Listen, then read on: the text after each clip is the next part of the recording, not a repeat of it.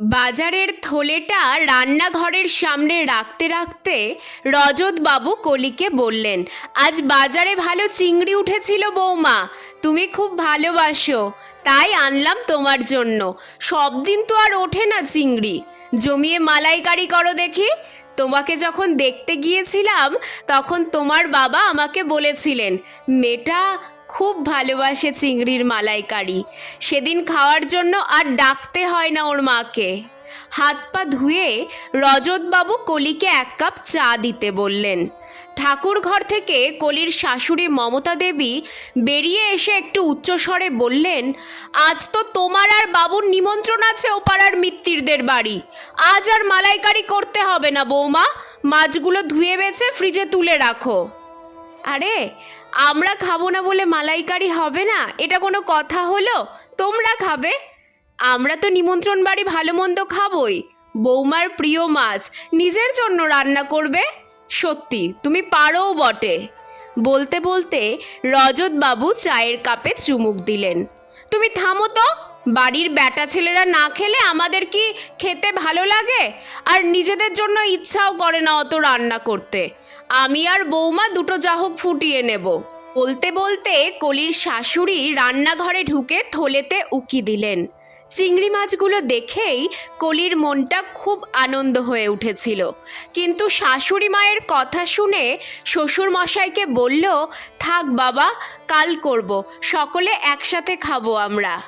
রজতবাবুও ছাড়বার পাত্র নন, তিনিও গলা উঁচিয়ে গিন্নিকে শুনিয়ে শুনিয়ে বললেন, কাল নয়, আজই রান্না করবে বৌমা, আমি নারকোল ফাটিয়ে কুড়ে দিচ্ছি। কলির শাশুড়ি গজগজ করতে করতে বললেন, যত সব আদিক্ষেতা, কি মহাভারত অশুদ্ধ হতো শুনি কাল রান্না করলে?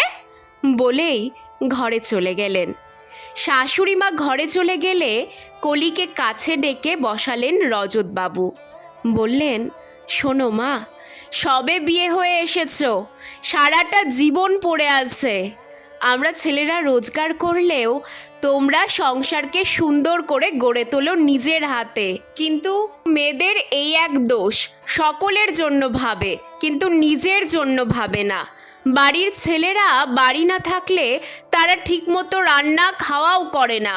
আমি জানি, আমার মাকেও দেখেছি ঠিক তোমার শাশুড়ির মতোই। একটু থেমে আবার বললেন, নিজের জন্য ভাবতে শেখো, বুঝলে?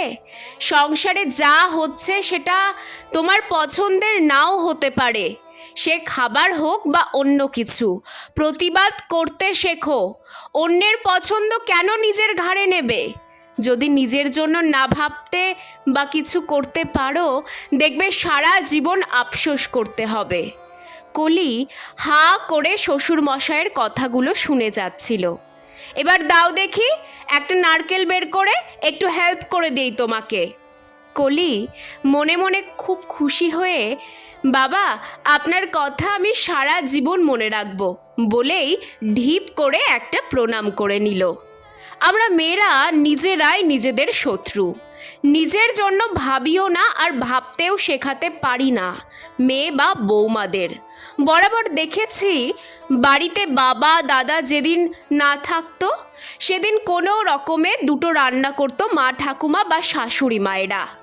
যুগ পাল্টাচ্ছে, এবার নিজেদের জন্যও ভাবতে হবে, নিজেদের পছন্দ অপছন্দের গুরুত্ব দিতে হবে, না হলে সারা জীবন আফসোস করতে হবে নিজের জন্য কিছু করা হলো না বলে।